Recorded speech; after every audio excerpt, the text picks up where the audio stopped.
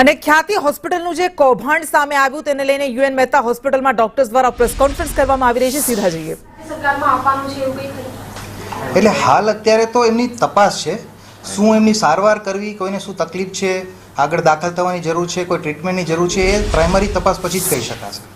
Sir, બે દર્દીઓ આવ્યા હતા, એમને ખૂબ જ ચક્કર આવતા હતા, વોમિટિંગ થતી હતી, ગભરામણ અને છાતીમાં દુખાવાની સમસ્યા હતી, તો હાલ એ દર્દીની શું સારવાર કરવામાં આવી? ના, એવું નથી। જે 15માંથી 14 દર્દી તો સ્ટેબલ છે, એક દર્દીને થોડી શ્વાસની તકલીફ છે, એટલે અત્યારે અમારા ઇમરજન્સી ડિપાર્ટમેન્ટમાં એમની તપાસ અને સારવાર ચાલુ છે।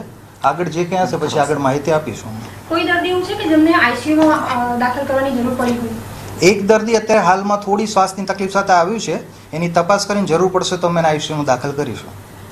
સર, આ જે દર્દીઓ હતા તેમની એન્જિયોગ્રાફી કરવામાં આવી હતી અને સ્ટેન્ડ પર મૂકવામાં આવ્યું હતું, તો એ તપાસ કરવામાં આવશે ખરા કે શું ખરેખર તે દર્દીઓને જરૂર હતી કે કેમ?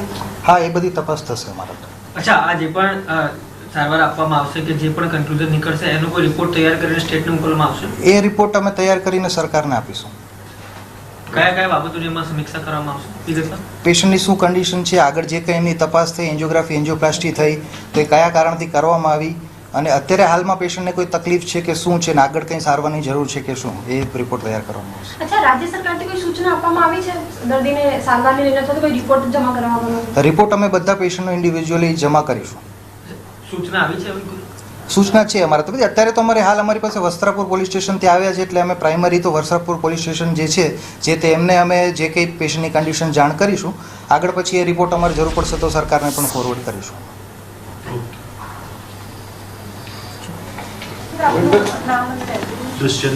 Doctor Dushyant Bhatt, in charge ARM। Sir, 2 minute બેસજો।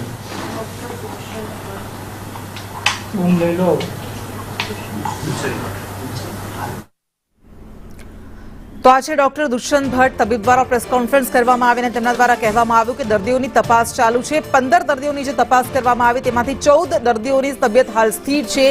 એક દર્દીને થોડી શ્વાસમાં તકલીફ પડી રહી છે, એટલે એમને જરૂર પડે તો આઈસીયુમાં દાખલ કરવામાં આવશે અને આગળ જતા રિપોર્ટ જે તૈયાર કરવામાં આવશે તે સરકાર સમક્ષ રજૂ કરવામાં આવશે, સરકારને સોંપવામાં આવશે તેવું કહેવાયું।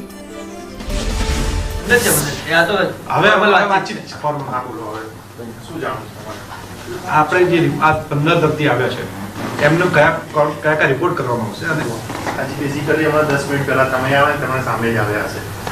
અંડર ઇવેલ્યુએશન છે, ડોક્ટર એમને જોઈ રહ્યા કયા રિપોર્ટ એડવાઇસ કરશે કોઈને ખ્યાલ નથી, રાઈટ, અમને બી ખ્યાલ નથી। કાર્ડિયોલોજિસ્ટનો ઓપિનિયન હોઈ શકે, બરાબર છે। કાર્ડિયોલોજિસ્ટ શું એડવાઇસ કરે, એડમિશનની રિક્વાયરમેન્ટ છે કે જે તમારો પ્રશ્ન હતો કે એન્જિયોગ્રાફીની રિક્વાયરમેન્ટ હતી કે નહીં, એ બધું કાર્ડિયોલોજિસ્ટ એકવાર બધું જોશે, ચેક કરશે, પછી એનો રિપ્લાય આપી શકશે। બરાબર, એ પહેલા અમે બી કંઈ નહીં કહી શકીએ। હા, બરાબર છે।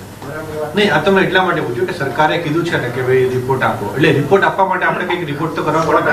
પણ અમારા તરફથી આ 15 દર્દીઓ જશે 15-20 મિનિટ હા, પહેલા બરાબર છે। ચેકઅપ કરતા મને લાગે કે 8 વાગી જશે આટલા બધા દર્દીઓ। 100%। પછી એક રિપોર્ટ અમારા કાર્ડિયોલોજિસ્ટ તરફથી તૈયાર થશે। ઓકે, બરાબર, ત્યાં સુધી તો એટલે હું એ જ અમારી પૂછું, આ તમે જે ચેકઅપ કરવાના છો ને એ ચેકઅપમાં શું શું સામેલ થશે એ પૂછું? એઝ પર રિક્વાયરમેન્ટ ઓફ પેશન્ટની કન્ડિશન બેઝિકમાં ECG ઇકો તો હોય, એ તો થશે, એ તો થશે, પછી પેશન્ટની કમ્પ્લેન શું છે એના ઉપર। બીજું પેશન્ટ હવે કોઈ સપોઝ બીજા કોઈ કમ્પ્લેન સાથે આવ્યું છે Right. એના રિગાર્ડિંગ, અને પેશન્ટની કમ્પ્લેન અત્યારે હાલ શું છે અમને બી ખ્યાલ નથી ખબર, હા, બરાબર છે। એટલા માટે એટલે સર, લગભગ આ લોકોની સ્થિતિ જોઈને કે 2-3 દિવસ થઈ શકે એવું કંઈ ખરી? હું એ ના કહી શકું મેડમ, જ્યાં સુધી કાર્ડિયોલોજિસ્ટ ઓપિનિયન ના આપે પેશન્ટ કેવું છે કન્ડિશન, ત્યાં સુધી કંઈ ના કહી શકાય આમાં। પણ બીજું એ જાણવું હતું કે આ જે દર્દીઓ હતા એ લોકોની એન્જિયોગ્રાફી કરી તબીબો દ્વારા પ્રેસ કોન્ફરન્સ કરવામાં આવી રહી છે અને એમના દ્વારા કહેવામાં આવ્યું છે કે જે રિપોર્ટ્સની જરૂર પડશે એ તમામ રિપોર્ટ્સ કરવામાં આવશે અને સરકાર સમક્ષ રજૂ કરવામાં આવશે। શું એમને એન્જિયોગ્રાફી અને એન્જિયોપ્લાસ્ટીની જરૂર હતી તેને લઈને પણ સમીક્ષા કરવામાં આવશે, તેને લઈને પણ તપાસ કરવામાં આવશે।